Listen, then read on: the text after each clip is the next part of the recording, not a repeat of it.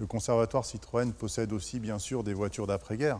La première voiture commercialisée après-guerre, c'est la 2 chevaux en 1948, même si elle a été étudiée dès le milieu des années 30. La 2 chevaux va être la voiture la plus produite par Citroën, elle aura donc un grand succès, produite pendant 42 années, de 1948 à 1990, à plus de 5 millions d'exemplaires. Au fil de sa carrière, différentes versions vont apparaître, différentes couleurs, des motorisations qui vont un petit peu évoluer. Et en fin de carrière, il y aura cette belle 2 chevaux Charleston qui aura un grand succès populaire. Le conservatoire possède plusieurs DS. Véhicule mythique, la DS remplace la traction avant en 1955. Très innovante avec sa suspension hydropneumatique, sa commande semi-automatique de vitesse au volant, elle est très confortable et facile à conduire. Elle sera produite jusqu'en 1975 et surtout mise très en valeur par le général de Gaulle puisque ça sera la voiture officielle de la Ve République.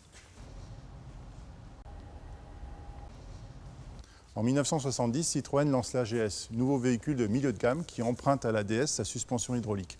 Le conservatoire en possède plusieurs, notamment des berlines et des breaks. Voici la SM, un coupé GT Prestige très performant qui sera produit de 1970 à 1975. Mais au conservatoire, on peut aussi voir la CX.